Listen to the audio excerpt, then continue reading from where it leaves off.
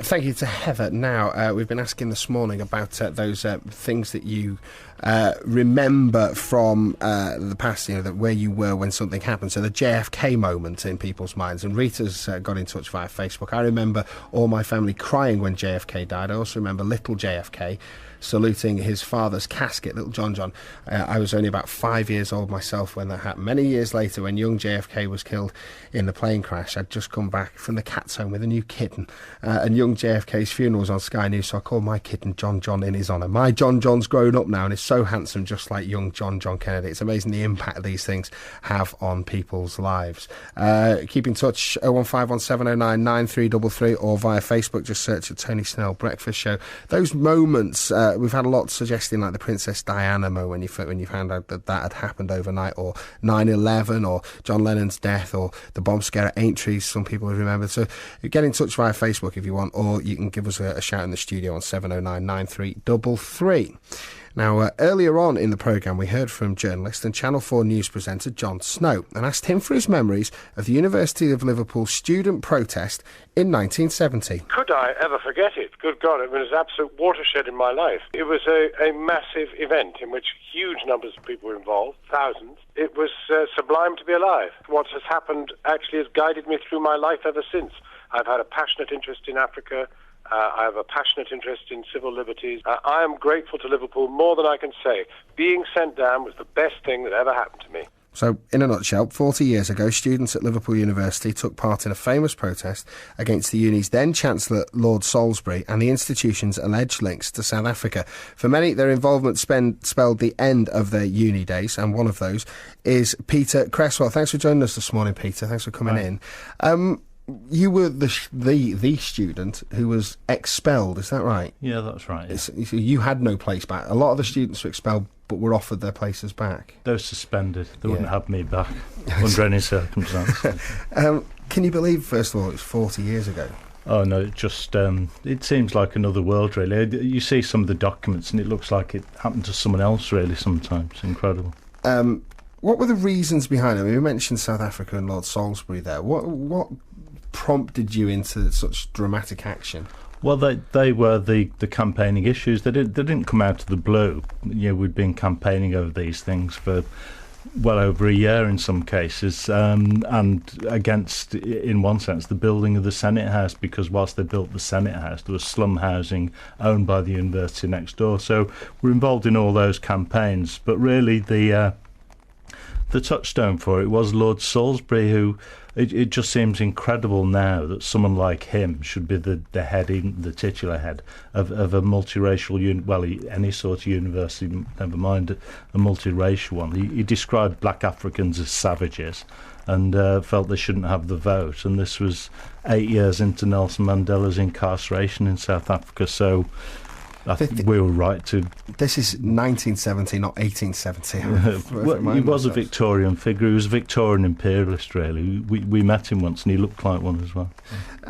The disciplinary action that happened, what's it called, rustication of a lot of students who were expelled, but then some quite high profile and heavy in terms of sort of legal ramifications, appeals, a lot were allowed back. The disciplinary procedure was really intense, wasn't it?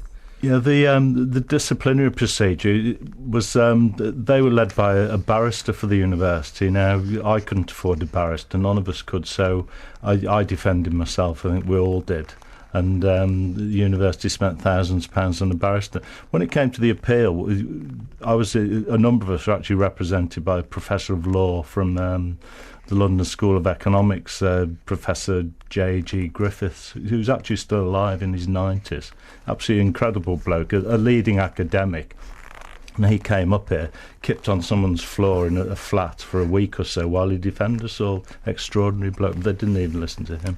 We heard from Jon Snow, who obviously wasn't deterred from making a success of his career after his rustication. What did you go on to do? I mean, how did all this sort of set you up for your life and career ahead? Well, in the immediate aftermath, I found it a bit hard to get a proper job, as you might understand. My CV looked a bit flaky. So I spent a couple of years as a porter in Newsham General Hospital, mainly moving dead bodies. But I met some great people then. I actually cut my teeth as a trade union organiser there as well.